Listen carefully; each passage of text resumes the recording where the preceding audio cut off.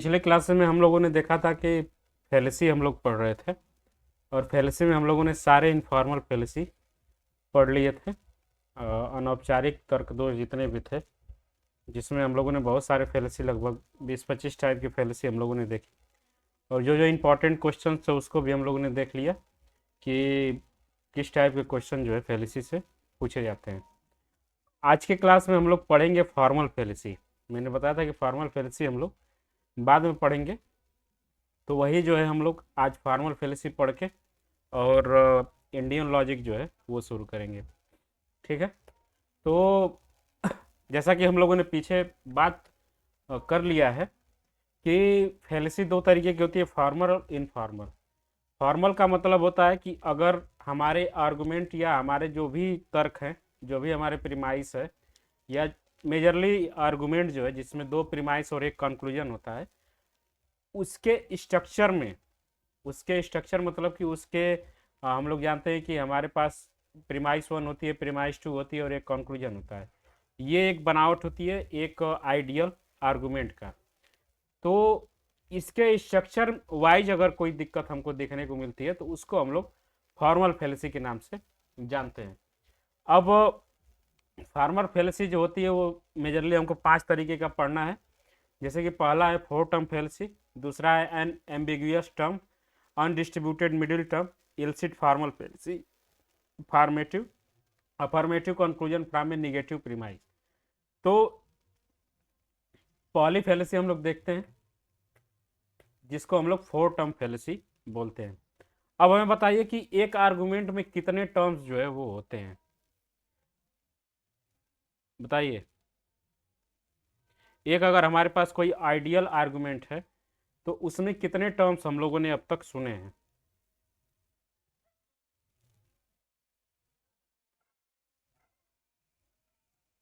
कोई बता सकता है?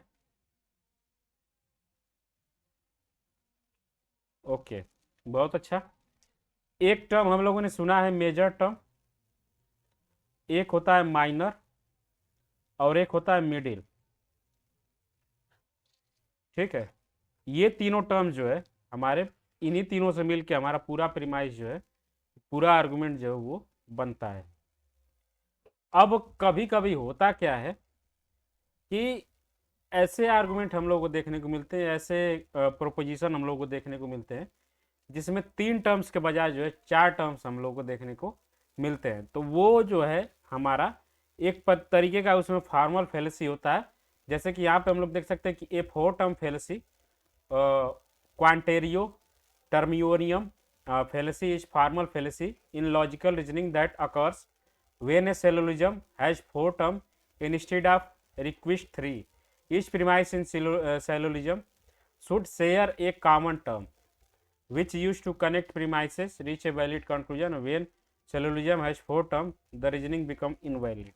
तो वही बात यहाँ पे बोली जा रही है, ये हम लोग हिंदी में भी देख सकते हैं कि 4 पद वाला तर्क दोष होता क्या है कि हमारे पूरे आर्गुमेंट में केवल 3 ही पद होने चाहिए, जिसमें हम लोगों को प्रमुख पद, माइनर माइनर टर्म, और एक होता है मध्य पद जिसको हम लोग मिडिल टर्म्स के नाम से जानते हैं। तो एग्जाम्पल में हम लोग देख सकते हैं कि एग्जाम्पल जो दिया गया है कि ऑल ह्यूमंस आर मोर्टल, तो एक टर्म हो गया मोर्टल और एक टर्म हो गया ह्यूमन। दूसरा है कि सम एनिमल आर इमोर्टल, एक हो गया एनिमल और एक हो गया इमोर्टल। तो यहाँ पे 4 टर्म जो है हमको प्रीमाइस में दिख रहा है। अब कंक्लूजन में 2 हैं, एनिमल है और एक ह्यूमन है। अब कंक्लूजन के हिसाब से हमें कैसे पता चलेगा कि कौन जो है माइनर है, कौन जो है मेजर है? तो कंक्लूजन का जो प्रेडिकेट होता है वो हमारे कौन से प्रीमाइस में होता है?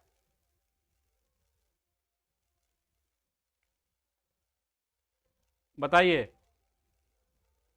कंक्लूजन का प्रेडिकेट जो होता है वो मेजर टर्म होता है या माइनर टर्म होता है?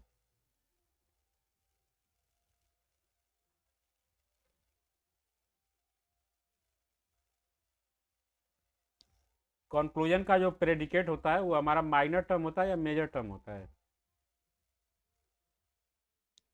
वो मेजर टर्म होता है। इसका मतलब कि जहाँ ह्यूमन हमको मिलेगा वो हमारा मेजर प्रीमाइस हो जाएगा, और जहाँ हमको एनिमल मिलेगा वो हमारा माइनर प्रीमाइस हो जाएगा। ठीक है, लेकिन यहाँ पे कोई मिडिल टर्म हमको नहीं मिल रहा है जो दोनों प्रीमाइस को जो है कनेक्ट कर सके। जैसे कि कोई ऐसा नहीं है जिसमें हमको दोनों में कनेक्शन दिखा सके, तो इसलिए जो है ये आर्गुमेंट हमारा इनवैलिड हो जाएगा। सिंपल सी बात है। इसमें क्वेश्चन कैसे पूछा जाएगा, ऐसे ही आपको एक पूरा एक आर्गुमेंट का जो स्ट्रक्चर दे दिया जाएगा पीपीसी मॉडल में, प्रीमाइस 1, प्रीमाइस 2 और कंक्लूजन। ठीक है, तो यहाँ पे होता क्या है कि आपसे पूछेगा कि according to the this argument which of the following formal fallacy has been occurred in this, इस तरीके का हमको ये पूछा जाएगा। ठीक है, तो ये था 4 टर्म फेलेसी। सबको समझ में आया? बताइए प्रतीक्षा। ओके, आगे है एन एम्बिगियस टर्म। एम्बिगियस का मतलब होता है द्विअर्थी, द्विअर्थी या बहुत बहुअर्थी या अस्पष्ट शब्द। अब हमारे पास ऐसा होता क्या है कि an ambiguous term fallacy occurs when argument rely on term that ambiguous are unclear. अब मान लीजिए कि हमारे प्रीमाइस में पीपीसी जो मॉडल है उसमें हमारा कोई मेजर टर्म या माइनर टर्म इस तरीके का होगा या मिडिल टर्म इस तरीके का होगा जिसके बहुत सारे अर्थ निकल रहे होंगे। जैसे कि एग्जाम्पल में अगर हम लोग देखें, argument we should support the party platform because it promote freedom.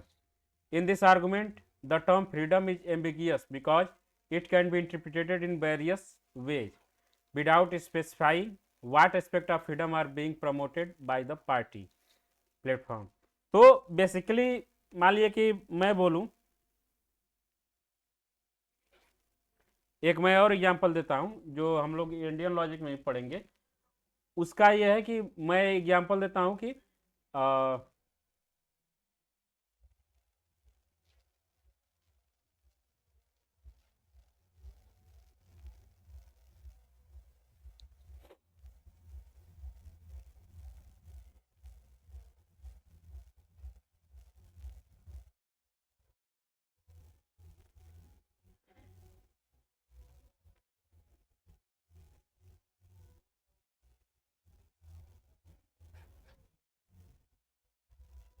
अब यहाँ पे मैं बोल रहा हूँ कि हेन, हेन मतलब मुर्गी, आर बाईपैड, उनके पास 2 पैर होते हैं। बाईपैड का एक मतलब हो सकता है कि 2 पैर होते हैं, और बाईपैड मतलब हम लोगों ने मैथ में भी पढ़ा होगा कि जो हमारा 2 चर, चर को हम लोग इंग्लिश में क्या बोलते हैं देख लीजिएगा, एक्स वाई, जैसे कि हाँ 2 वेरिएबल हैं, सॉरी मेरे दिमाग से निकल गया, 2 वेरिएबल्स हैं, उसको भी हम लोग बाइनोमियल या बाईपैड बोलते हैं। ठीक है, तो बाईपैड आर मैथमेटिकल इक्वेशन। तो यहाँ पे जो बाईपैड है उसका हम लोग देख रहे हैं कि 2 मतलब आसानी से निकल जा रहा है। एक बाईपैड का मतलब है 2 पैरों वाला, और एक बाईपैड का मतलब है कि 2 चरों वाला। तो इसी तरीके से एन एम्बिगियस टर्म फेलेसी में होता क्या है कि जो हमारा पीपीसी मॉडल है उसमें कोई एक ऐसा टर्म होगा, कोई एक ऐसा शब्द हमको देखने को मिलेगा जिसके बहुत सारे मतलब हम लोगों को देखने को मिल रहे थे। इसी से रिलेटेड हम लोगों ने इनफॉर्मल फेलेसी में भी कोई एक ऐसा कुछ पढ़ा था क्या?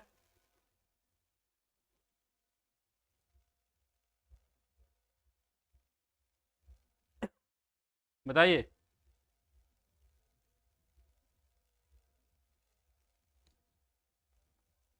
हम लोगों ने एक इक्विवेकेशन फेलेसी पढ़ी होगी जिसमें हम लोग बोल रहे थे कि गोलमाल गोल मटोल, यानी कि एम्बिगियस, एम्बिग्यूटी जो है उसमें भी था।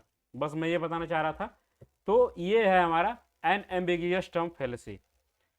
क्लियर है क्या सबको?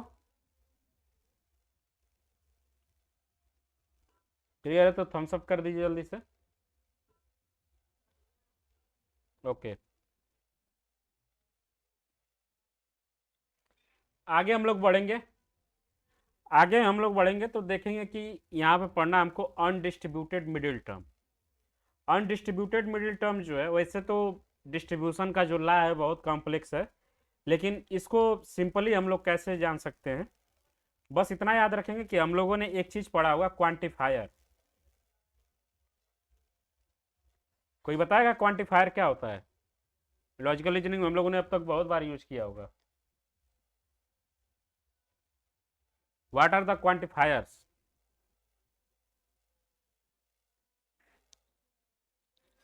हाँ, सम है, ऑल है, नो है, नन है।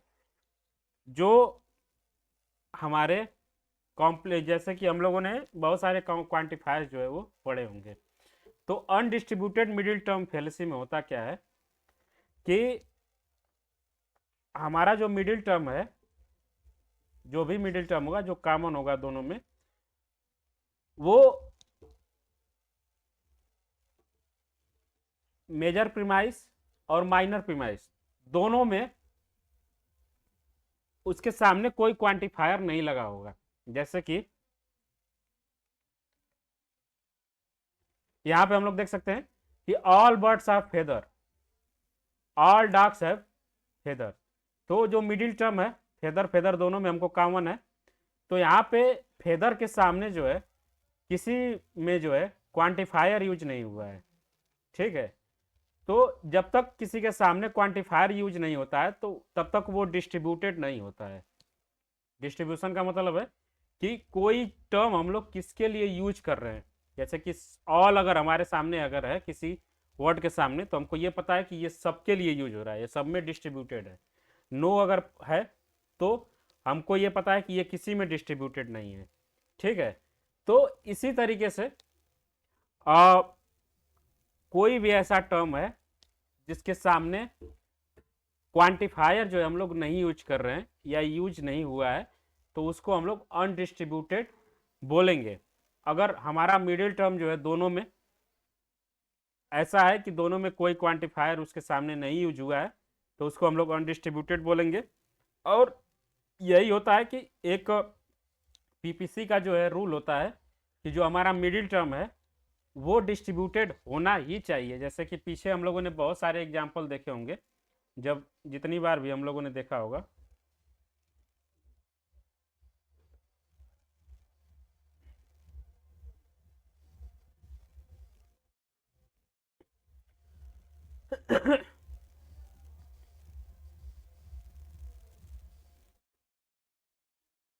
देखिए, यहाँ पे मेजर प्रीमाइस है, ये माइनर प्रीमाइस है, कंक्लूजन है।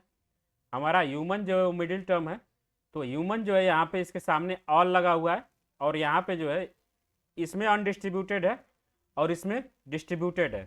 तो पीपीसी का जो रूल होता है वो होता है कि जो हमारा मिडिल टर्म है वो आइदर या तो मेजर प्रीमाइस में या माइनर प्रीमाइस में वो डिस्ट्रीब्यूटेड होना चाहिए।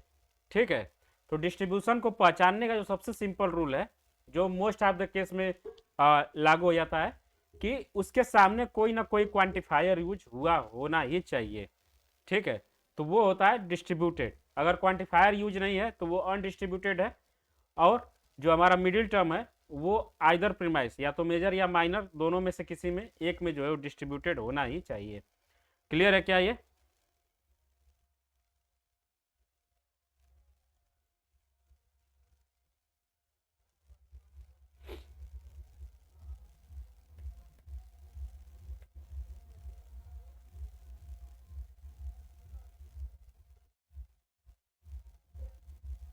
जैसे कि यहाँ पे हम लोग देख सकते हैं कि the middle term feather is not distributed either premise, meaning the premise fail to stabilize a logical connection between birds and dog based on the presence of feather. As the result the conclusion that all dogs are bird invalid due to the undistributed middle term fallacy. जब तक हमारा middle term जो है distributed नहीं होगा तब तक हमारा कंक्लूजन जो है वो इनवैलिड ही आएगा। या कोई भी ऐसा फेलेसी, फॉर्मल फेलेसी अगर हमको मिल रहा है तो उसका जो रिजल्ट होगा, जो कंक्लूजन होगा, वो इनवैलिड ही माना जाएगा। इसके बाद आगे है इल्सिट फॉर्मल फेलेसी। इल्सिट फॉर्मल जो है दो तरीके का होता है, इल्सिट मेजर और इल्सिट माइनर। ठीक है। अब यहाँ पे भी जो है डिस्ट्रीब्यूशन लॉ ही लगता है। जैसे कि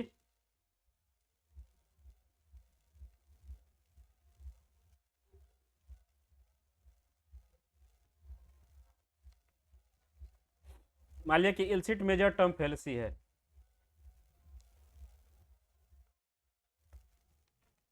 सिंपल मैं बता देता हूँ कि होता क्या है।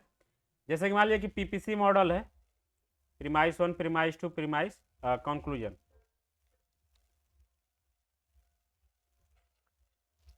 अब हमको पता है कि जो हमारा कंक्लूजन है उसका प्रेडिकेट हमारा मेजर टर्म होता है, और ये जिसमें होता है मान लीजिए कि वो हमारा मेजर प्रीमाइस होता है, और इसका जो सब्जेक्ट है वो हमारा माइनर टर्म होता है, और ये जिसमें होता है वो हमारा माइनर प्रीमाइस होता है। अब इसका एक रूल है कि अगर हमारा मेजर टर्म कंक्लूजन में डिस्ट्रीब्यूटेड है, कंक्लूजन में अगर डिस्ट्रीब्यूटेड है तो वो मेजर टर्म अगर है तो वो मेजर प्रीमाइस में भी डिस्ट्रीब्यूटेड होना ही चाहिए। अगर हमारा माइनर प्रीमाइस कंक्लूजन में डिस्ट्रीब्यूटेड है तो वो हमारा माइनर प्रीमाइस में भी डिस्ट्रीब्यूटेड होना ही चाहिए। जैसे कि मैं बेसिकली बोल क्या रहा हूँ कि अगर हमारा मेजर टर्म कंक्लूजन में डिस्ट्रीब्यूटेड है, उसके सामने कोई क्वांटिफायर यूज हुआ है, तो वो जिस भी प्रीमाइस में होगा उसको हम लोग मेजर प्रीमाइस बोलेंगे, तो वहाँ भी वो डिस्ट्रीब्यूटेड ही होना चाहिए। तो ये है हमारा मेजर इल्सिट मेजर टर्म्स का मतलब है the fallacy when term the predicate of conclusion is distributed in conclusion but not in the major premise. तो यही है हमारा इल्सिट मेजर टर्म कि हमारा जो मेजर टर्म है वो कंक्लूजन में डिस्ट्रीब्यूटेड है, लेकिन हमारा जो मेजर प्रीमाइस है उसमें अनडिस्ट्रीब्यूटेड है। तो जैसे कि एग्जांपल में all mammals have hair, major minor premise हो गया कि all dogs are mammal, conclusion है कि ऑल डॉग्स हैव हेयर। अब ये प्रेडिकेट है, ये हेयर प्रेडिकेट है, तो ये हो गया हमारा मेजर टर्म। अब ये जहां पे होगा वहां पे, एक मिनट,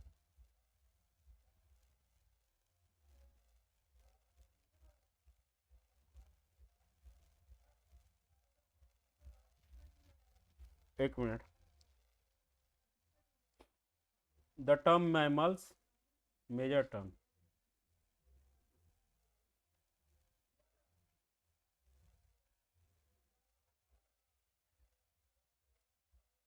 ये यहाँ पे थोड़ा सा वो मिस्टेक हो गया है।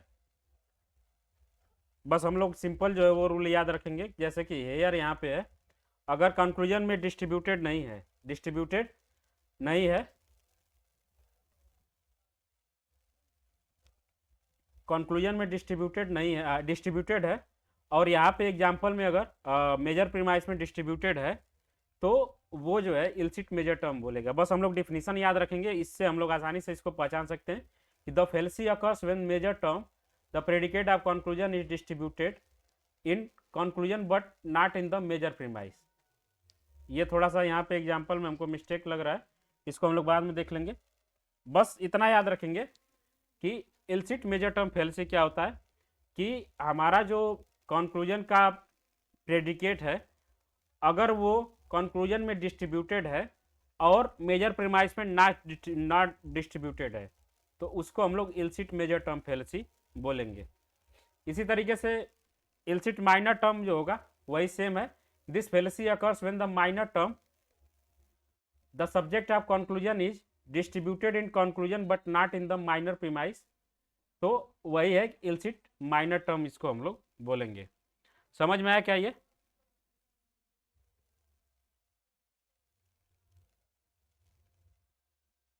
बताइए, गार्गी, प्रतीक्षा, सोनाली और अंशु।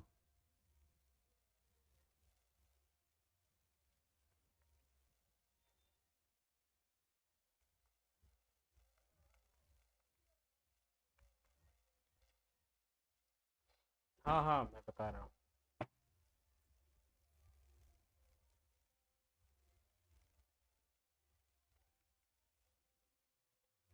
सबसे पहले ये बताइए कि डिस्ट्रीब्यूशन वाला वो कॉन्सेप्ट समझ में आया?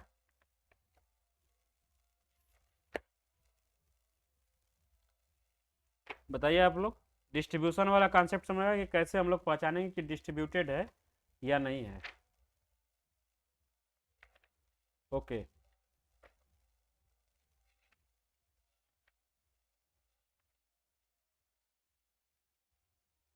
और ये major term minor term clear है।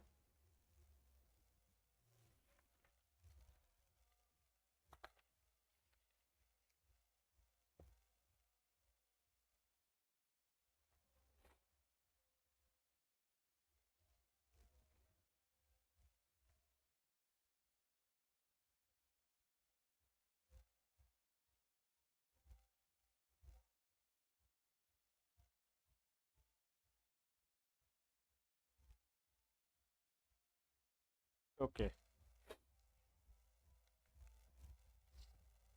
मैं फिर से एक बार इसको एक्सप्लेन करता हूँ, उसके बाद जो इसका एग्जांपल आपके सामने रखता हूँ कि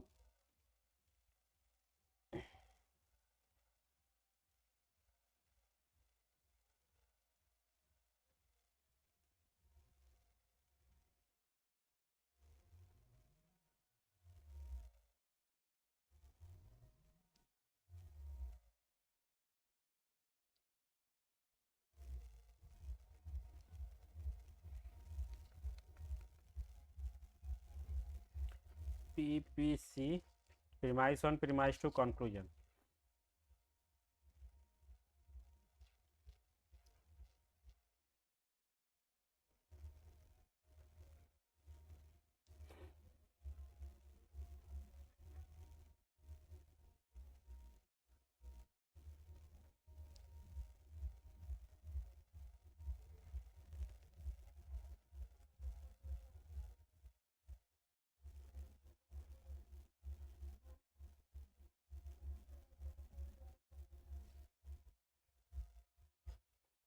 अब सबसे पहले बताइए कि क्या ये आर्गुमेंट सही है।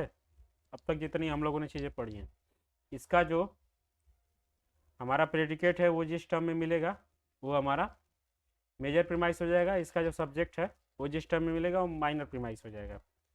अब हमको देखना क्या है कि हमारा जो कंक्लूजन है उसका अगर प्रेडिकेट यहाँ पे डिस्ट्रीब्यूटेड है, डिस्ट्रीब्यूटेड का मतलब है कि इसके सामने कोई ना कोई क्वांटिफायर यूज हुआ है और यहाँ पे अनडिस्ट्रीब्यूटेड है, ठीक है, इसके सामने कोई क्वांटिफायर यूज नहीं हुआ है, ठीक है। तो ये हमारा प्रीमाइज जो होगा उसको हम लोग यहाँ पे जो फेलिसी होगी उसको हम लोग इल्सिट मेजर टर्म फेलिसी बोलेंगे। जैसे कि यहाँ पे जो हमारा मेजर प्रीमाइस है क्या दोनों में डिस्ट्रीब्यूटेड है, बताइए। यहाँ पे भी अनडिस्ट्रीब्यूटेड है और यहाँ पे भी अनडिस्ट्रीब्यूटेड है। तो बस कॉन्सेप्ट इतना है कि अगर हमारा प्रीमाइस जो हमारा मेजर टर्म है या माइनर टर्म है अगर कंक्लूजन में डिस्ट्रीब्यूटेड है, कंक्लूजन में डिस्ट्रीब्यूटेड है, तो इसका मतलब है कि वो हमारा इसमें भी प्रीमाइस में भी डिस्ट्रीब्यूटेड होना ही चाहिए। अगर कंक्लूजन में अनडिस्ट्रीब्यूटेड है, प्रीमाइस में भी अनडिस्ट्रीब्यूटेड है, तो कोई दिक्कत नहीं है, दोनों चल जाएगा, ठीक है। अब यही बात जो है हमको बस इतना याद रखना है, जैसे कि यहाँ पे है इल्सिट फॉर्मल फेलेसी में कि this fallacy occurs when major term the predicate of conclusion is distributed in conclusion but not in the major premise. अब डिस्ट्रीब्यूशन का जो ला है वो वैसे तो बहुत कॉम्प्लेक्स है, उसको हम लोग थोड़ा सा अवॉइड करेंगे। बस हमारे काम का इतना है कि जिसके सामने क्वांटिफायर यूज हो जाता है वो डिस्ट्रीब्यूटेड हो जाता है, जिसके सामने कोई क्वांटिफायर यूज नहीं होता है वो अनडिस्ट्रीब्यूटेड होता है, ठीक है।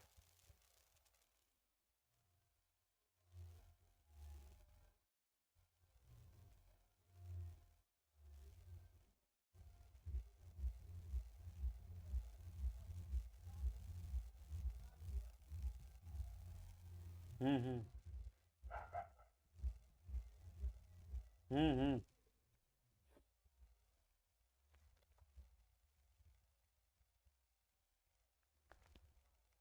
अगर डिस्ट्रीब्यूट हुआ कंक्लूजन में तो वो जो है हमारा, नहीं वो तो मैंने पूरा वैलिड जो है आर्गुमेंट लिखा था ना कि ऑल मैन आर टॉल, ठीक है, राम इज ए मैन, हाँ, सो राम इज टॉल। तो यहाँ पे जो टॉल है कंक्लूजन में डिस्ट्रीब्यूटेड नहीं है, ठीक है। और यहाँ पे भी डिस्ट्रीब्यूटेड नहीं है। तो इसलिए जो है ये हमारा फेलेसी जो ये आर्गुमेंट है वो वैलिड है। अब मान लीजिए कि कोई मैं ऐसा लिख देता कि राम इज ए टॉल, ठीक है, तो यहाँ पे ये डिस्ट्रीब्यूटेड हो गया कंक्लूजन में। और यहाँ पे जो है अगर टॉल होता, बस टॉल होता, तो यहाँ पे अनडिस्ट्रीब्यूटेड है, तो वहाँ पे ये प्रीमाइस जो है इनवैलिड हो जाता, ये आर्गुमेंट इनवैलिड हो जाता, ठीक है। वैसे इससे क्वेश्चन शायद ही आपको कभी देखने को मिला हो, हम लोग बहुत सारा क्वेश्चन सॉल्व करेंगे। ये अभी तक जो है फॉर्मल फेलेसी से क्वेश्चन पूछा नहीं गया है, लेकिन जो कॉन्सेप्ट है वो हम लोगों को पता होना चाहिए कि कैसे हम लोग को देखना है, ठीक है। वैसे इसका जो मतलब होता है एलसीट का ही मतलब अवैध होता है। अवैध का मतलब है कि जो हमारा टर्म है, मेजर टर्म हो या माइनर टर्म हो, हमको अगर ये लगता है कि वो गलत है, गलत यूज हो गया है, तो उससे भी हम लोग जान सकते हैं कि ये जो है हमारी इलसिट मेजर या इलसिट माइनर टर्म फेल्सी है। इलसिट मेजर का मतलब है कि जो हमारा इलसिट जो हमारा मेजर टर्म है वो अगर इलसिट है, मतलब कि अवैध है, तो वहाँ पे इलसिट मेजर हो जाएगा। अगर हमारा माइनर टर्म लगता है कि ये सही नहीं यूज हुआ है, तो वो जो है हमारा इलसिट माइनर हो जाएगा। ये क्लियर हुआ क्या? बताइए, क्लियर हुआ क्या सबको?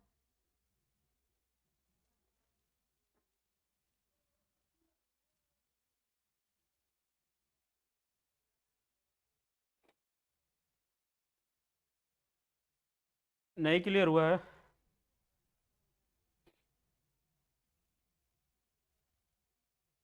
ओके, इसको हम लोग कल जो है और अच्छे से देख लेंगे। फिलहाल अगर मैं कोशिश करता हूँ कल इसका कोई अगर क्वेश्चन खोज के लाता हूँ, वो शायद मिले तो। यहाँ पे एग्जाम्पल क्या था कि all politician are ambitious, minor premise, some ambitious people are not honest, therefore some politicians are not honest। तो ये हमारा हो गया प्रेडिकेट, ये जहाँ है वो हमारा मेजर प्रीमाइस हो जाएगा। ये थोड़ा सा हम लोग यहाँ पे वो सब कॉन्सेप्ट जो पीछे का वो गड़बड़ हो जा रहा है, इस पे हम लोग अच्छे से जो है कल इसको देख लेंगे। बाकी यहाँ पे affirmative conclusion from a negative premise, अगर हमारे पास प्रीमाइस 1 और प्रीमाइस 2 जो है निगेटिव हैं, यानी कि उसमें नो या नॉट का जो है यूज है, और हमारा कंक्लूजन जो है वो अफर्मेटिव हो जा रहा है, तो ये जो है हमारा इनवैलिड आर्गुमेंट जो है माना जाएगा। जैसे कि प्रीमाइस 1 है कि no mammals can fly, negative premise. Conclusion therefore dog can fly, affirmative conclusion. तो इस तरीके से मतलब कि निगेटिव प्रीमाइस से हम लोगों ने पढ़ा था, जब कंक्लूजन टेबल जब पढ़ा था कि चारों टर्म अगर अफर्मेटिव हैं, सॉरी, प्रीमाइस 1 और प्रीमाइस 2 दोनों अफर्मेटिव हैं, तो हमारा कंक्लूजन अफर्मेटिव है। प्रीमाइस 1 अगर निगेटिव है, प्रीमाइस 1 अफर्मेटिव है, प्रीमाइस 2 जो है निगेटिव है, तो हमारा कंक्लूजन भी निगेटिव ही आएगा। तो उसी तरीके से कि प्रीमाइस अगर हमारा निगेटिव है तो उससे हम लोग कभी भी अफर्मेटिव कंक्लूजन नहीं निकाल सकते हैं, ठीक है। ओके, तो ये हमारे 5 इनफॉर्मल फॉर्मल फेलेसी थे। इसको चार तो हमारा क्लियर है, एक जो है एलसिट मेजर और एलसिट माइनर वाला है, उसको मैं एक बार फिर से कल अच्छे से एग्जांपल और कोई प्रीवियस ईयर क्वेश्चन के साथ अगर कोई आया हुआ है तो उसके साथ मैं क्लियर कर दूंगा आपको, जिससे कि और जो है बेहतर तरीके से वो क्लियर हो जाए।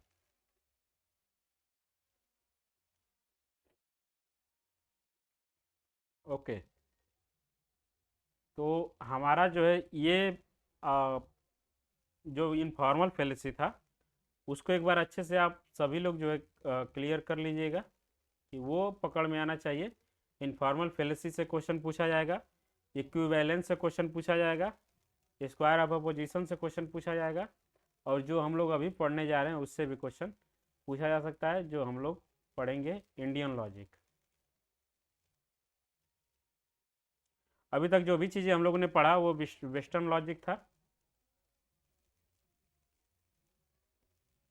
अब हम लोग पढ़ेंगे इंडियन लॉजिक। ठीक है, तो इंडियन लॉजिक जाहिर सी बात है कि जो हमारे वेद उपनिषद और ये ब्राह्मण ग्रंथ वगैरह में जो भी लॉजिक लिखे गए हैं उसी को हम लोग इंडियन लॉजिक के नाम से जानते हैं। बहुत सारे ऐसे फिलोसफर्स हैं जिसका ये सिस्टम है और उनके कुछ टेक्स्ट हैं वो हम लोग याद रखेंगे। पिछली बार जो टेक्स्ट से क्वेश्चन पूछा गया था कि इस फिलोसफर की कौन सी बुक है, इस फिलोसफर की कौन सी बुक है, तो ये हमारा जो आपके सामने जो ये दिख रहा है वो हमारा काम का है, इसको हम लोग याद रखेंगे। जैसे कि वाचस्पति ऋषि हैं, उनका है चारवाक दर्शन और उनका जो है ये टेक्स्ट है। महावीर है, उनका है जैन दर्शन। आगम साहित्य जो है उनका टेक्स्ट है। सिद्धार्थ गौतम है, उनका बुद्ध दर्शन है। बुद्धा त्रिपिटक जो है उनका है। कपिल मुनि का जो है सांख्य दर्शन, सांख्य सूत्र जो है उनका है। पतंजलि का योग दर्शन, योग सूत्र जो है उनका है। कणाद का है वैशेषिक दर्शन, वैशेषिक सूत्र जो है उनका है। जैमिनी मीमांसा दर्शन, मीमांसा सूत्र जो है उनका है। बादरायण वेदांत दर्शन और वेदांत सूत्र जो है उनका है। गौतम न्याय दर्शन, मीमांसा सूत्र जो है उनका है। तो कौन से फिलोसफर हैं और उनका क्या सिस्टम है या कौन से सिस्टम के रिलेटेड या प्रोफाइंडर जो है कौन से फिलोसफर रहे और उनका जो है मेन टेक्स्ट क्या है, ये हमको याद रखना होगा इसमें इंडियन लॉजिक में। ठीक है, अब इंडियन लॉजिक में कुछ ऐसे हैं जो आस्तिकता को मानते हैं। आस्तिकता का मतलब है, आस्तिक और नास्तिक में कोई बता सकता है कि क्या डिफरेंस होता है?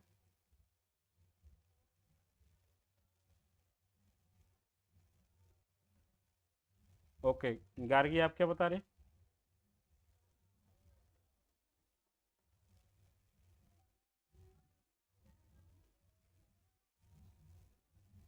हाँ, सोनाली आप क्या बता रही हैं?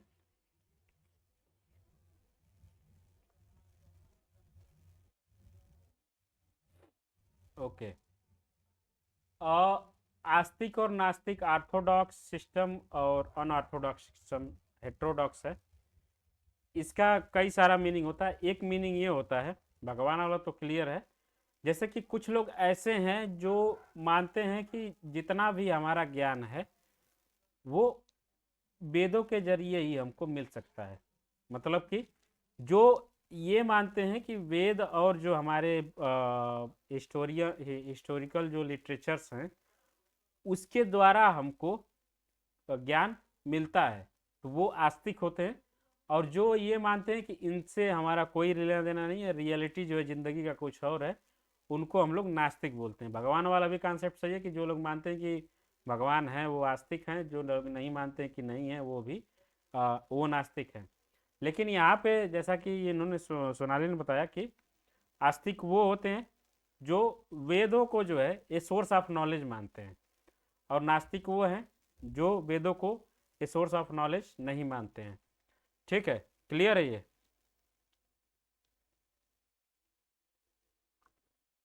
ओके, तो ये हम लोग याद रखेंगे कि जितने भी हमारे सिस्टम्स हैं, जितने भी उसमें वैशेषिक, मीमांसा, वेदांत, उत्तर वेदांत, सांख्य, योग और न्याय, ये सब ऑर्थोडॉक्स सिस्टम है। आस्तिक हैं, ऑर्थोडॉक्स हैं। इसमें क्वेश्चन पूछा कैसे जाएगा? पूछा जाएगा विच of the following belief system और ऑर्थोडॉक्स या इज ए अनऑर्थोडॉक्स या हेट्रोडॉक्स। जैसे कि उसमें आपको 5-6 ऐसे दे देगा नेम वाइज, उसमें से आपको छांटना होगा कि कौन जो है आस्तिक है, कौन जो है नास्तिक है।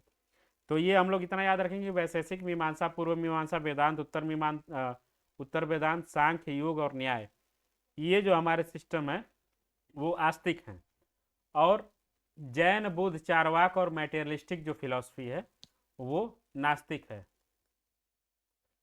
ठीक है, तो ये हमको क्लियर होना चाहिए कि चारवाक, बुद्ध और जैन तीन जो है बस नास्तिक हैं और बाकी जो है वो आस्तिक हैं। आगे हम लोग बढ़ेंगे। जैसे कि यहाँ पे हम लोग देख सकते हैं कि लिखा है कि हिंदू फिलॉसफी में आस्तिक वो हैं जो वेदों को जो है प्राइमरी सोर्स ऑफ नॉलेज मानते हैं। नास्तिक वो हैं जो rejection of Vedas as the primary source of knowledge. इसमें अब आते हैं एथेस्टेटिक और थेस्टेटिक। ये है आप लोगों वाला आस्तिक और नास्तिक। इसको भी हम लोग आस्तिक और नास्तिक बोलते हैं। एथेस्टेटिक का मतलब है कि रिजेक्शन ऑफ गॉड। जो ये तो मानते हैं कि वेदों में जो है नॉलेज जो है वो है, लेकिन वो भगवान का अस्तित्व को नहीं मानते। तो इसमें हमारा आता है सांख्य, न्याय और वैशेषिक। ये तीन जो है वो आस्तिक तो हैं, लेकिन वो रिजेक्शन ऑफ गॉड के पक्ष में है कि भगवान को वो नहीं मानते हैं। थेस्टेटिक में आते हैं नॉन रिजेक्शन ऑफ गॉड। इसमें बहुत सारे हैं, योगा है, पूर्व मीमांसा है, वेदांत है, अद्वैत, विशिष्टाद्वैत, द्वैताद्वैत, नियो वेदांत, ये सब थेस्टेटिक हैं। ठीक है,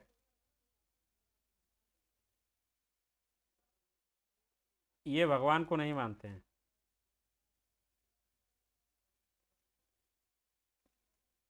ठीक है, जो इसमें सबसे इंपॉर्टेंट है लॉजिक के लिए, इंडियन लॉजिक के लिए, वो न्याय है। ये तर्कों को प्रधानता देते हैं हमेशा। जो न्याय फिलॉसफी है वो हमारा लॉजिक के ऊपर बात करते हैं। और जब लॉजिक आता है जहाँ, वहाँ पे जाहिर सी बात है कि गॉड का जो है रिजेक्शन हो जाता है। इसके बाद नास्तिक में बुद्धिज्म, जैनिज्म, चारवाक, ये तीनों हैं। ये तो हमारा क्लियर ही है। ये क्लियर हुआ क्या सबको? इसमें कैसे क्वेश्चन पूछा जाएगा?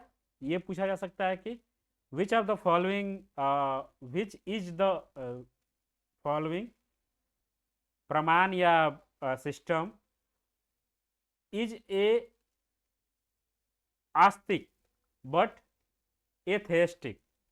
मतलब कि वो आस्तिक तो है, लेकिन गॉड के जो है, गॉड को जो है रिजेक्ट कर देता है। तो ये हम लोग याद रखेंगे। सांख्य, न्याय और वैशेषिक जो है वो हमारा रिजेक्शन कर देते हैं भगवान का। लेकिन योगा, पूर्व मीमांसा, वेदांत, नियो वेदांत, अद्वैत, विशिष्टाद्वैत और ये द्वैताद्वैत, ये सब जो है हमारा आस्तिक भी हैं और भगवान को भी जो मानने वाले हैं। ओके,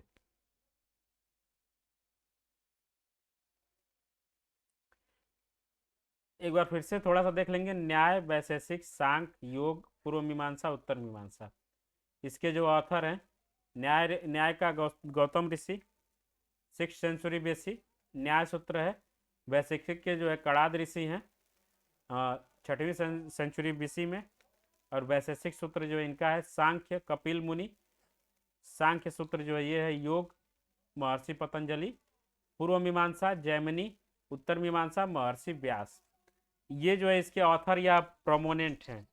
ठीक है, न्याय, इसको भी हम लोग याद रखेंगे। इस लिस्ट में बस इतना याद है कि स्कूल कौन सा है और उसके ऑथर कौन से हैं। न्याय गौतम ऋषि, वैशेषिक कणाद, सांख्य कपिल मुनि, योग महर्षि पतंजलि, पूर्व मीमांसा जैमिनी, उत्तर मीमांसा महर्षि व्यास। ठीक है, इसके बाद आगे जब हम लोग बढ़ेंगे,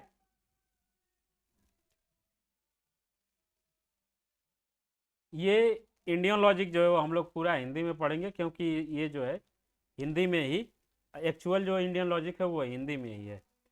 बाकी इंग्लिश में थोड़ा बहुत देख लेंगे, लेकिन बहुत सारा जो है मतलब वहाँ पे बदल जाता है इसको इंग्लिश में पढ़ने से। ठीक है, अब यहाँ पे प्रमाण। भारतीय दर्शन के अनुसार प्रमाण क्या है? प्रमाण, इसको हिंदी में भी बोलेंगे और इंग्लिश में भी प्रमाण ही बोलते हैं। ठीक है, प्रमाण भारतीय दर्शन में उसे कहते हैं जो सत्य ज्ञान कराने में सहायता करता है, अर्थात वह बात जिससे दूसरी बात के यथार्थ ज्ञान हो। प्रमाण न्याय का मुख्य विषय है। प्रमा का नाम यथार्थ ज्ञान का है। यथार्थ ज्ञान का जो विषय है जिसके द्वारा यथार्थ ज्ञान हो, उसे ही हम लोग प्रमाण बोलते हैं। या गौतम ऋषि के द्वारा 4 प्रमाण होते हैं: प्रत्यक्ष, अनुमान, उपमान और शब्द। अब प्रमाण, उसको हम लोग हिंदी इंग्लिश में एविडेंस बोलते हैं। प्रमाण हम उस चीज को कहते हैं जिससे कि हमें किसी वस्तु के बारे में सत्य का ज्ञान हो सके। कि ये वस्तु सही है या गलत है। एविडेंस क्या होता है हम लोग भली भांति जानते हैं। तो एविडेंस जो है हमारे गौतम ऋषि का जो न्याय दर्शन है उसके अनुसार 4 प्रकार के होते हैं। प्रत्यक्ष, प्रत्यक्ष का मतलब है जो हमारे आंख के सामने है। इंद्रियों के साथ संबंध होने से किसी वस्तु का जो ज्ञान होता है वो प्रत्यक्ष होता है। मतलब कि हमारे जो सेंसेस हैं, नाक, कान, त्वचा, जीभ और जो भी 5 इंद्रियां हैं, उससे अगर हमें किसी वस्तु का ज्ञान हो जाता है कि ये चीज़ गर्म है, ठंडा है, लाइट जल रही है या बंद है, जो भी चीज़ें हैं, कोई चीज़ हमें सुगंधित है या उससे बदबू आ रहा है, इस चीज़ का जो ज्ञान होता है वो प्रत्यक्ष होता है। मतलब कि जो भी चीज़ें होती हैं हमारी इंद्रियों से जो हमें मिल जाए वो प्रत्यक्ष होगा। अनुमान,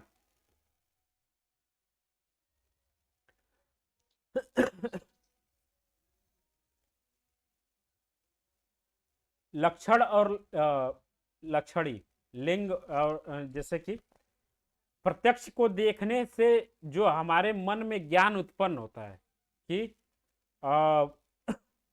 अनुमान, उसको हम लोग बोलते हैं इंग्लिश में, इसको इन्फ्रेंस शायद बोलते हैं, इन्फेरेंस। अनुमान क्या होता है, जैसे कि हमारे हमें जो प्रत्यक्ष ज्ञान मिल रहा है उसके द्वारा हम लोग कुछ चीज़ों को प्रिडिक्ट करते हैं, कुछ चीज़ों को सोचते हैं कि ये है तो इसका मतलब कि ये होगा। जैसे कि हमें ये दिख रहा है कि लकड़ी जो है वो धुआं दे रही है, इससे हम ये अनुमान लगा सकते हैं कि लकड़ी जो है वो जल रही है। ठीक है, इसका मतलब अनुमान का क्या बेसिकली मतलब होता है कि जहाँ पे हमें धुआं दिख रहा है इसका मतलब कि वहाँ पे आग भी होगा, ये हम लोग अनुमान कर रहे हैं। इसी तरीके से बहुत सारा अनुमान लगाते हैं हम लोग कि अ, इसके बाद तीसरा है उपमान। उपमान वो होता है किसी जानी हुई वस्तु के सादृश्य द्वारा दूसरी वस्तु का ज्ञान जिस प्रमाण से होता है उसका उससे हम लोग उपमान बोलते हैं। उपमान का मतलब है कंपैरिजन। अब जैसे कि हमारे सामने कोई ऐसा नया चीज आता है जब हम लोगों ने टीचिंग एप्टीट्यूड पढ़ा होगा तो वहाँ हम लोगों ने देखा होगा मैक्सिम ऑफ या टीचिंग में या फिलॉसफी ऑफ टीचिंग में कि अच्छा टीचर वो होता है जो नोन टू अननोन जाता है, नोन टू अननोन चीज़ों को बताने की कोशिश करता है, वो एक अच्छा टीचर होता है। तो अनुमान में यहाँ पे उपमान में होता क्या है कि हमारे सामने कोई ऐसा वस्तु है, जैसे कि मैं एग्जांपल अक्सर देता हूँ, मान लिया कि पोटैटो है और एक फल और होता है जिसको हम लोग चीकू बोलते हैं, शायद चीकू बोलते हैं, उसका इंग्लिश पता नहीं क्या होता है।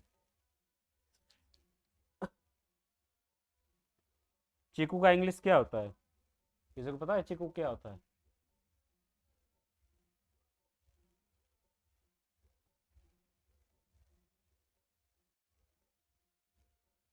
चीकू चीकू चीकू,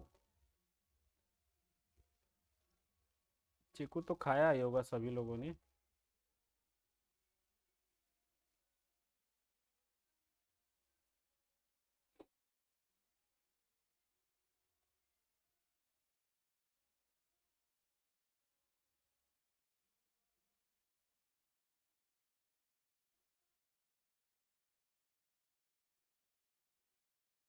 नोजबेरी, ओके। सेपोडिला बोलते हैं, सेपुल पता नहीं क्या क्या बोलते हैं, हिंदी में हम लोग चीकू बोलते हैं। और वो जस्ट लाइक आलू जैसा ही होता है। तो इसी तरीके से जब चीकू हम लोग देखें तो जब जैसे मान लिया कि जिसने चीकू नहीं देखा है, ठीक है, उसको जब हम उसका शेप समझाएंगे तो ये बोलेंगे कि यार आलू के जैसे ही होता है वो, आलू जितना बड़ा होता है, मीडियम साइज का जो आलू होता है उसके जैसे एकदम जस्ट दिखता है। तो ये एक तरीके का उपमान है। जैसे मान लिया कि जिसने वो नहीं देखा होगा, एक हम लोग गांव गांव में घूमने वाली होती है जिसको हम लोग नील गाय बोलते हैं। अब इसका इंग्लिश क्या होता है ये मुझे नहीं पता। तो जिसने इसको नहीं देखा होगा तो जब मैं मुझे उसे समझाना होगा कि नील गाय क्या होती है, तो मैं बस यही बोलूँगा कि यार गाय के जैसे ही होती है, बस उसमें थोड़ा सा कुछ परिवर्तन होता है। तो यही होता है उपमान, कि दो वस्तुओं के बीच में कंपैरिजन करके कोई अगर हमको ज्ञान मिल रहा है तो वो उपमान होता है।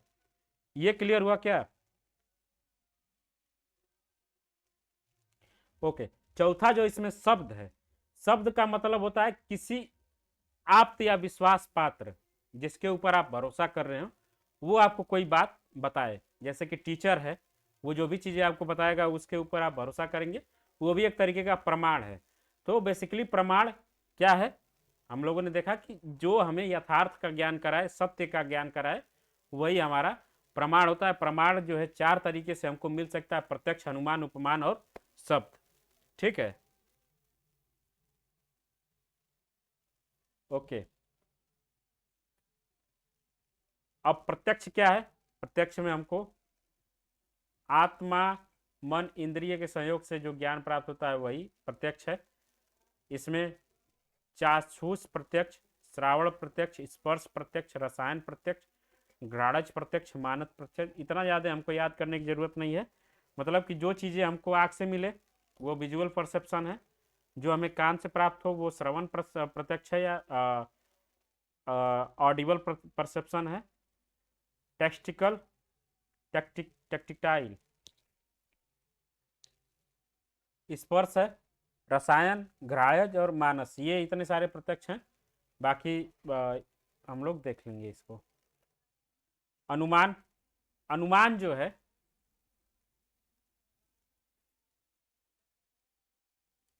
पिछली बार एक क्वेश्चन पूछा गया था कि इन न्याय फिलॉसफी कितना जो है हमारा उसमें प्रोपोजिशन होता है, और एक क्या टर्म था? एक मिनट।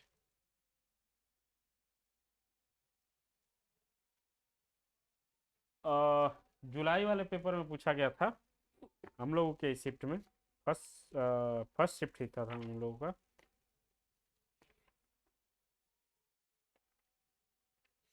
एक मिनट। हाँ हाँ, उसमें क्या एग्जैक्टली वर्ड यूज किया गया था?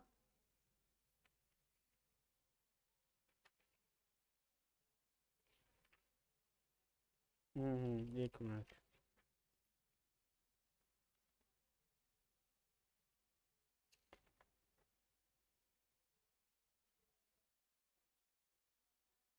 हाँ, प्रोपोजिशन, और पूछा गया था कितने टर्म होते हैं। ठीक है, तो ये बहुत कंफ्यूजन होता है कि हमारा जो न्याय फिलॉसफी है उसमें कितने प्रपोजिशन होते हैं, कितने टर्म होते हैं। जैसे कि हमारा जो वहाँ पे था, जो वेस्टर्न लॉजिक था, उसमें तीन टर्म होते हैं: मेजर, माइनर और मिडिल। और वहाँ पे भी तीन प्रपोजिशन होते हैं: प्रीमाइस वन, प्रीमाइस टू और कंक्लूजन, यानी कि मेजर प्रीमाइस, माइनर प्रीमाइस और कंक्लूजन। तो यहाँ पे जो पूछा गया था,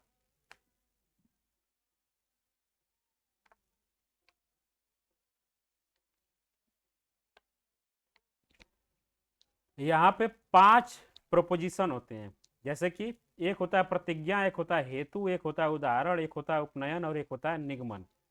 ठीक है, और तीन ही टर्म होते हैं प्रीमाइस, तीन ही टर्म होते हैं, एक मेजर, एक होता है माइनर, एक होता है मिडिल। तो हम लोग याद रखेंगे कि न्याय फिलॉसफी में पांच प्रीपोजिशन होते हैं, पांच आधार वाक्य होते हैं, प्रतिज्ञप्तियां जिसको बोलते हैं, और पांच जो है, तीन जो है हमारा टर्म होते हैं। ठीक है, अब बात करते हैं अनुमान जो होता है हमारा, वो उसके पांच जो है प्रोपोजिशन कौन कौन से हैं। एक होता है प्रतिज्ञा। प्रतिज्ञा का मतलब है कि हमको अ- अपना कंक्लूजन क्या लाना है, क्या चीज जो है वो प्रूव करना है। जैसे कि साध्य का निर्देश करने वाला अर्थात अनुमान से जो बात सिद्ध करना है, जो बात हमको प्रूव करना है। जैसे कि मान लीजिए कि मैं अगर एग्जांपल दूं कि वहां पे आग लगी हुई है, तो मुझे जो है ये बात अब सिद्ध करना है आर्गुमेंट के द्वारा कि वहां पे आग लगी हुई है। तो वो हमारा प्रतिज्ञा है, मतलब कि जो चीज हमको प्रूव करना है वही हमारा प्रतिज्ञा होता है। हेतु का मतलब है जिस लक्षण या चिन्ह से बात प्रमाणित की जाती है, वहां पे हमको जो अब लक्षण दिखेगा, जिस लक्षण से बात या चिन्ह को प्रमाणित की जाती है। तो मैंने प्रतिज्ञा किया कि वहां पे आग लगी हुई है, इसके बाद मैं हेतु दूंगा। हेतु का मतलब होता है फॉर, रीजन, कि वहां पे आग लगी हुई है, इसका रीजन मैं दूंगा कि वहां पे धुआं उठ रहा है, तो धुएं से यह सिद्ध हो रहा है कि वहां पे आग लगी हुई है। तो हेतु है जिस लक्षण या चिन्ह से जो है बात हमारी प्रमाणित की जाती है, वो है हेतु। अब उदाहरण दूंगा कि जहां जहां धुआं होता है वहां वहां आग हमको देखने को मिलती है। तो अब मैं उदाहरण दूंगा कि सिद्ध करने वाले बात वस्तु बतलाए हुए चिन्ह के साथ जहां देखी गई हो। जैसे कि जहां जहां धुआं होता है वहां वहां आग रहती है, ये रसोई घर में। उपनय है कि जो वाक्य बतलाए हुए चिन्ह या लिंग का होना प्रकट करे, यहां पर भी धुआं है। और निगमन जो है सबसे लास्ट में, जो हमें प्रतिज्ञा था उसको हम लोग सिद्ध कर देंगे, सिद्ध की जाने वाली बात कि यहाँ पे इसका मतलब कि आग ही है। तो ये हमारा 5 प्रोपोजिशन होता है, 5 आधार वाक्य हैं इसमें: प्रतिज्ञा, हेतु, उदाहरण और निगमन। इसका इंग्लिश भी यही होगा, हिंदी भी यही होगा। प्रतिज्ञा, हेतु, उदाहरण और उपनय और निगमन। ये पांचों क्लियर हुआ क्या सबको? गार्गी आपको, प्रतीक्षा, सोनाली, ओके। अब एक इसको एक और एग्जांपल देके आप लोग अगर बता दें कि अगर मुझको ये सिद्ध करना है कि कल रात बारिश हुई है, बताइए इसका कौन ये बताएगा इंडियन लॉजिक के हिसाब से 5 प्रोपोजिशन इसके। बहुत इंटरेस्टिंग है और इसी तरीके से हम लोग इसको सीख सकते हैं। थोड़ा सा अपना दिमाग लगाएंगे और सोचेंगे कि क्या हमारा हेतु हो सकता है, क्या हमारा उदाहरण हो सकता है, क्या हमारा।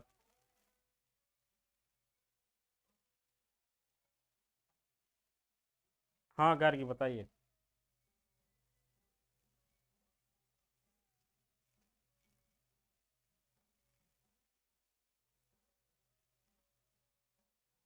हम्म।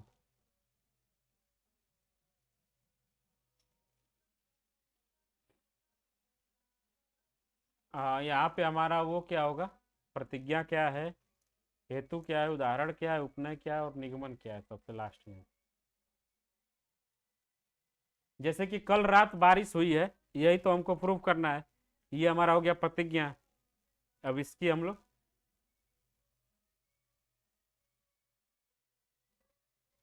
हाँ, इसके बाद हेतु। हेतु हेतु सबसे पहले देखेंगे, वो दूसरा टर्म है, इसका दूसरा स्टेज है। क्योंकि बारिश, अब मैं मुझे प्रतिज्ञा करना है कि कल बारिश हुई थी, कल रात में बारिश हुई है, प्रतिज्ञा है हमारी। हेतु हम देंगे क्योंकि जमीन गीली है, ये हमारा हेतु है, ये लक्षण हो रहा है जिससे कि हमको अपनी प्रतिज्ञा को प्रूफ करना है। उदाहरण मैं दूंगा कि परसों जब बारिश हुई थी तो जमीन भीगी थी। ठीक है, ये उदाहरण हो गया। निगमन देंगे कि अर्थात यहाँ भी जमीन देखो गीली है, इसका मतलब कि बारिश हुई है, ये हमारा निगमन हो गया। क्लियर है?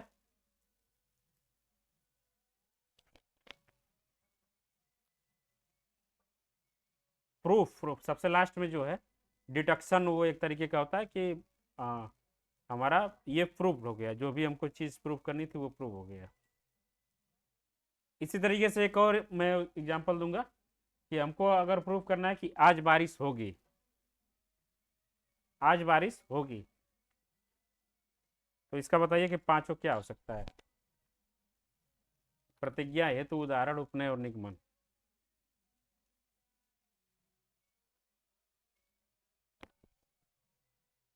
इंग्लिश वाला।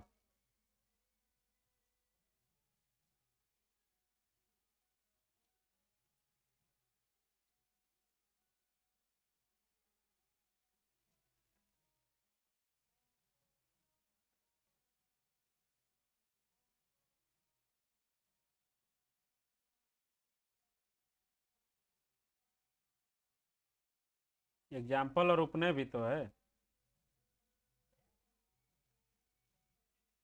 सिंपल। हाँ बताइए।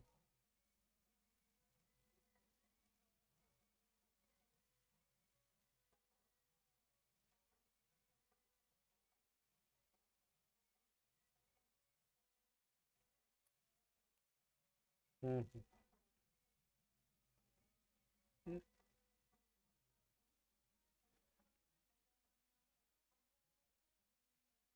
हम्म हम्म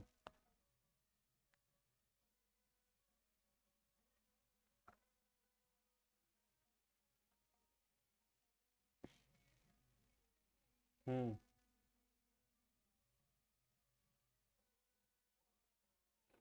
हाँ ये है, देखिए एक बार मैं फिर से बता दे रहा हूँ कि मुझे प्रूफ क्या करना है कि आज बारिश होगी। बारिश हो या ना हो इससे मतलब नहीं है, ठीक है। जैसे कि कई बार होता है कि हम लोग बोल देते हैं कि यार लग रहा है कि आज बारिश होगी, ये हमारा प्रतिज्ञा है। अब ये हम लोगों ने जो अनुमान लगाया इसके कौन कौन से स्टेज हैं। अब आज बारिश होगी, ये हमारा प्रतिज्ञा हो गया। इसका हेतु क्या होगा कि क्योंकि काले बादल मंडरा रहे हैं, ठीक है, ये हेतु हो गया। क्योंकि काले बादल मंडरा रहे हैं। एग्जाम्पल क्या होगा कि कल जब काले बादल बादल थे तो बारिश हुई थी। जब जब काले बादल होते हैं तो बारिश होती है, जैसे कि कल। ये हमारा एग्जाम्पल हो गया। उपनय क्या होगा, देखो यहाँ भी काले बादल हैं और डिटेक्शन हो गया, इसलिए मैं बोल रहा हूँ कि मे भी बारिश हो सकती है। अब समझ में आया। इसको कैसे, मतलब ये पांचों को हम लोग अपने वर्ड में यूज कर सकते हैं बहुत अच्छे से, ठीक है।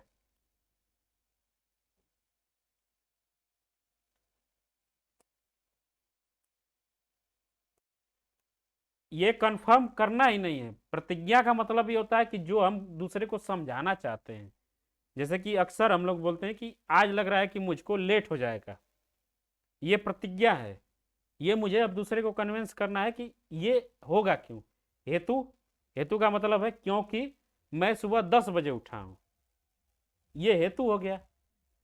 उदाहरण क्या होगा अब, जब पिछली बार मैं 10 बजे उठा था तो मुझे ऑफिस पहुंचने में 11 बज गए थे, जैसे कि कल या पिछली बार। अब उपनय क्या होगा कि आज भी मैं 10 बजे उठा हूं और सबसे लास्ट में निगमन हो जाएगा कि इसलिए जो है मुझे लगता है कि लेट हो जाएगा। समझ में आ रहा है गार्गी आपको?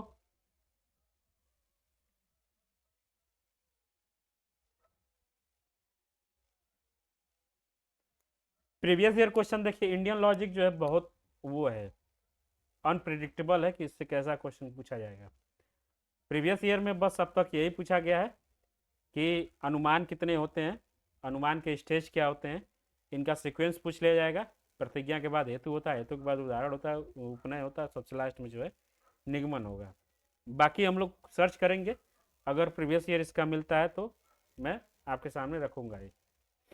बस इसका हम लोग ये, अगर हमको क्लियर है कि कैसे इसको हमको यूज करना है, कैसे हम लोग अनुमान करते हैं कोई चीज़, तो हमारा जो है बहुत सिंपल हो जाएगा।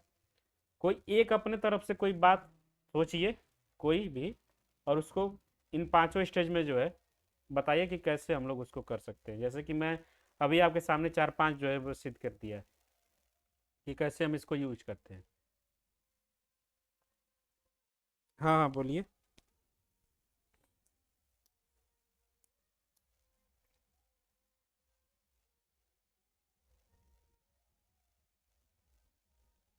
हम्म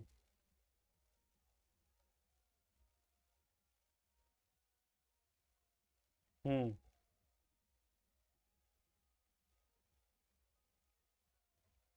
हम्म हम्म हम्म हम्म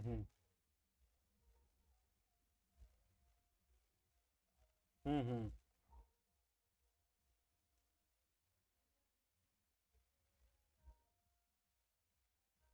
हम्म। बहुत अच्छा। ओके गार्गी, आप कुछ बताएंगे या प्रतीक्षा?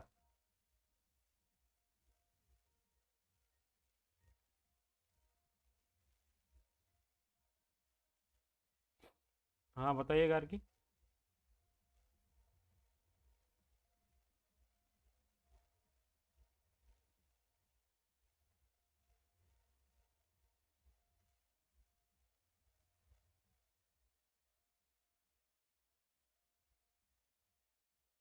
हम्म।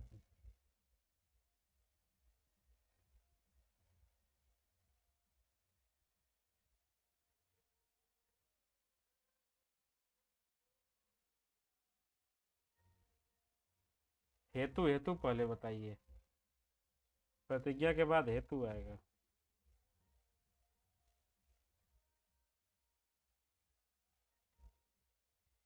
नहीं नहीं, हेतु का मतलब होता है लक्षण। जैसे कि आ, प्रतिज्ञा अगर हम ये करते हैं कि हमें अगर बनारस जाना है तो हमें बस पकड़ना होगा। हेतु क्या होगा? क्योंकि केवल बस ही है जो वहाँ जाती है। लक्षण उदाहरण इसका क्या होगा? पिछली बार जब भी हम जाते हैं तो बस से जाते हैं, जैसे कि पिछली बार। उपनयन क्या होगा? हम्म।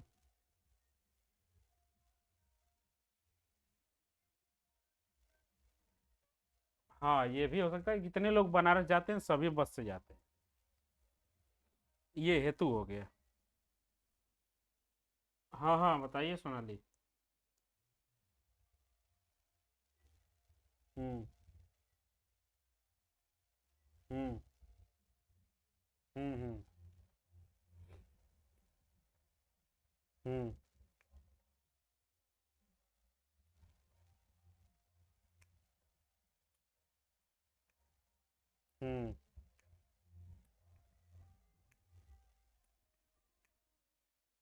हम्म।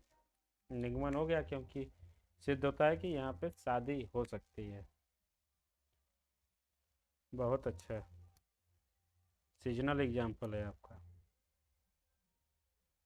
प्रतीक्षा, आप कुछ बताएंगे? हम देखना चाहते हैं कि आप इसको समझ पाए या नहीं।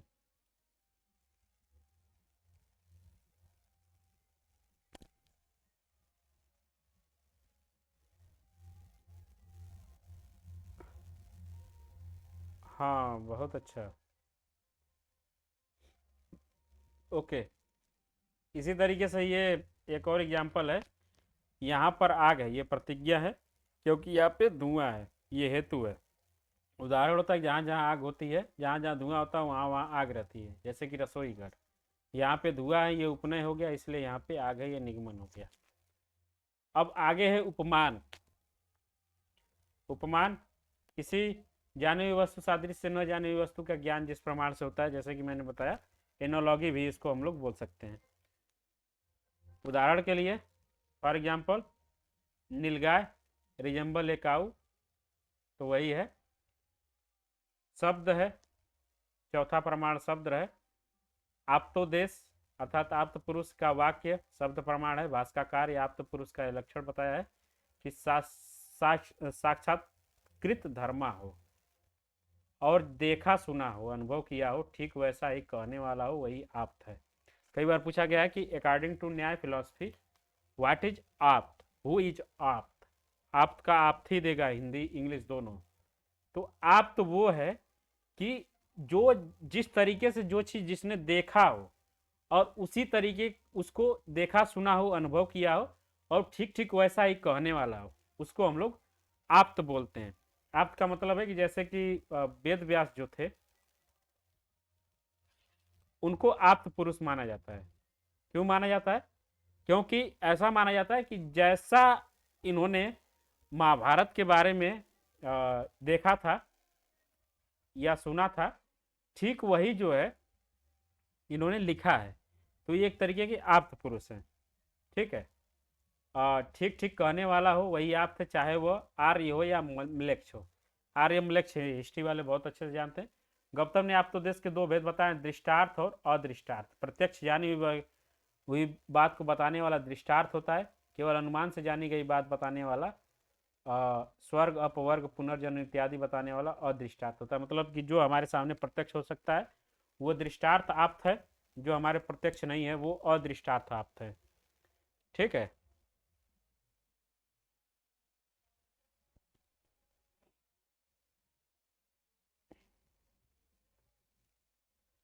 अब यहाँ पे हमको देखना है अर्थापत्ति। अर्थापत्ति का मतलब होता है इंटरप्रिटेशन। अब यहाँ पे है कि दृष्ट या श्रुत विषय की उत्पत्ति जिस अर्थ के बिना न हो उस अर्थ के ज्ञान को अर्थापत्ति कहते हैं। जैसे कि देवदत्त दिन में कुछ भी नहीं खाता फिर भी खूब मोटा है। इस वाक्य में न खाना तथापि मोटा होना इन दोनों कथनों के समन्वय से उत्पत्ति नहीं होती, अतः उत्पत्ति के लिए रात्रि में भोजन करता यह कल्पना की जाती है। इस कथन से यह स्पष्ट होता है कि यद्यपि दिन में वो नहीं खाता है परंतु रात्रि में खाता है, अतः ये देवदत्त मोटा है। अर्थात प्रथम वाक्य की उत्पत्ति लाने के लिए रात्रि में खाता है यह कल्पना स्वयं की जाती है, इसी को अर्थापत्ति कहते हैं। मतलब कि अर्थापत्ति या इंटरप्रिटेशन का मतलब जो है, इंटरप्रिटेशन का तो ऐसे मतलब होता है समझना, लेकिन इंडियन लॉजिक में जो इंटरप्रिटेशन या अर्थापत्ति का जो मतलब है वो हम लोग बस इतना समझेंगे कि जो हम लोग देखते हैं और जो हम लोग सुनते हैं उस चीज को देखने और सुनने के बाद हमारे मन में जो पहला ख्याल आता है उसी को हम लोग अर्थापत्ति बोलते हैं। जैसे कि मैं बोलूं कि मैं कभी पढ़ाई नहीं करता हूं, मैं कभी दिन में नहीं पढ़ता हूं, मैं कभी दिन में नहीं पढ़ता हूं, फिर भी मैं सभी एग्जाम में A+ ग्रेड पाता हूं। तो इसका मतलब क्या है, ये सुनने के बाद आपके मन में क्या अर्थापत्ति उत्पन्न हुआ? हाँ, तो यही जो आपके मन में जो ख्याल उत्पन्न हुआ वही अर्थापत्ति है कि जो चीज़ आप देखें और जो चीज़ आप सुने उन दोनों में कनेक्शन बिठाने के बाद पहला जो ख्याल आपके मन में आए वही अर्थापत्ति है। जैसे कि मैं बोलूं, एक और एग्जांपल देता हूं। हाँ गार्गी बताइए।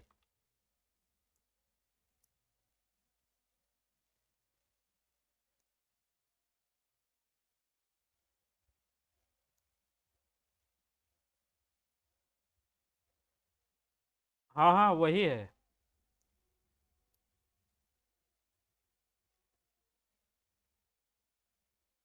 हाँ, अपने मन में क्या इमेजिन करते हैं उसके उसे सुनने और समझने के बाद हमारे मन में क्या फर्स्ट इमेजिनेशन आता है या फर्स्ट उसका अंडरस्टैंडिंग क्या आता है, यही है अर्थापत्ति।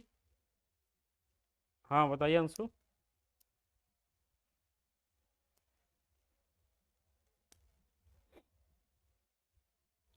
ओके, एक और मैं एग्जांपल दूंगा।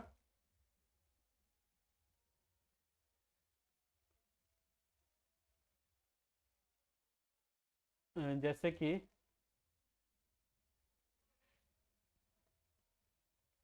बहुत सारे अर्थापत्ति हैं जो हम लोग तमाम इसका एग्जांपल दे सकते हैं। अ, मान लिया कि मैं अपने घर में अकेले रहता हूँ, अकेले रहता हूँ, ये पूरा एक कॉन्टेक्स्ट है। मैं किसी से बोलूँ कि मैं कभी भी घर में झाड़ू नहीं लगाता, और दूसरा मैं बोलूँ फिर भी मेरा घर बिल्कुल साफ हो रहता है। तो ये सुनने के बाद किसी के मन में क्या इंटरप्रिटेशन आ सकता है, क्या अर्थापत्ति आ सकता है? हाँ, मैं अकेले रहता हूँ, इसका मतलब कि मैंने कोई मेड रखा है या कोई काम वाली मेरे घर पे आती है, तो यही है अर्थापत्ति। जैसे कि यहाँ पे खुद एक अच्छा सा एग्जांपल दिया है कि जैसे मैं बोलूँ कि मैं कभी भी दिन में कुछ नहीं खाता हूँ लेकिन मैं फिर भी हेल्दी हूँ, अच्छा खासा तंदुरुस्त हूँ। इसका मतलब कि क्या अर्थापत्ति आ रहा है कि मैं दिन में भले वो नहीं खाता हूँ लेकिन रात में खूब दबा के खाता हूँ। ये है अर्थापत्ति। अर्थापत्ति जो है वो दो तरीके का होता है, एक दृष्टार्थ अर्थापत्ति और दूसरा श्रुतार्थ अर्थापत्ति। हाँ गार्गी बताइए।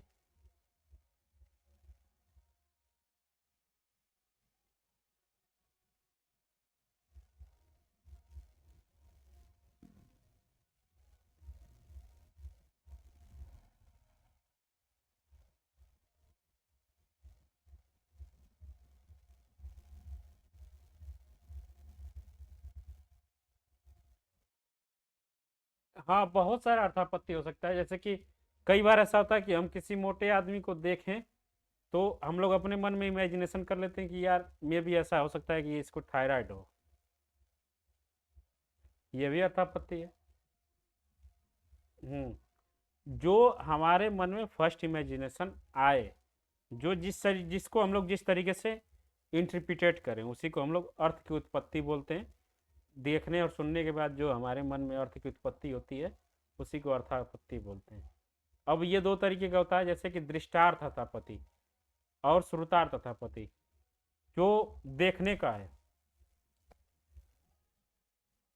जो देख कोई चीज देखने से जो हमारे मन में अर्थ की उत्पत्ति होती है, वो दृष्टार्थ अर्थापत्ति है। और कोई चीज सुनने से जो हमारे मन में उत्पत्ति होती है, वो श्रुतार्थ अर्थापत्ति है। जैसे सुनने में आता है कि देवदत्त जो जीवित है घर में नहीं है, इससे देवदत्त कहीं और स्थान पे है, इसकी कल्पना करना अर्थापत्ति है। अन्यथा जीवित होकर घर में नहीं रहना, इन दोनों में कोई समन्वय नहीं है। तो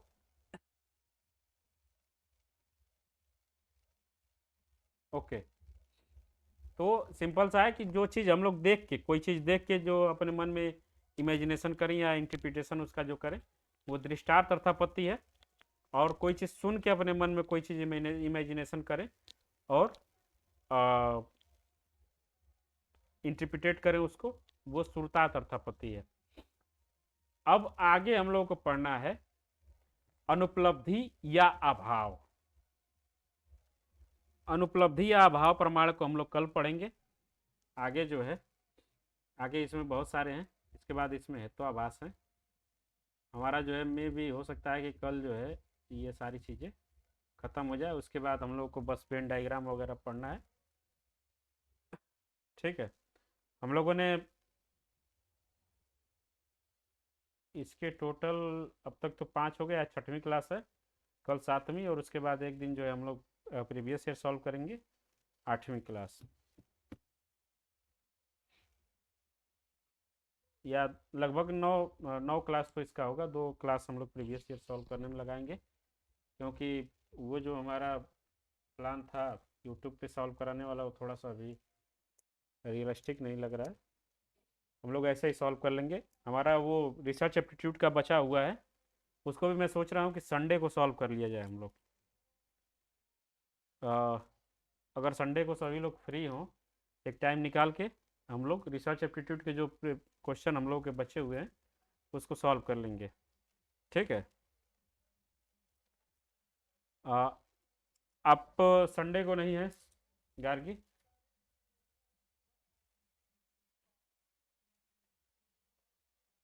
ओके ओके।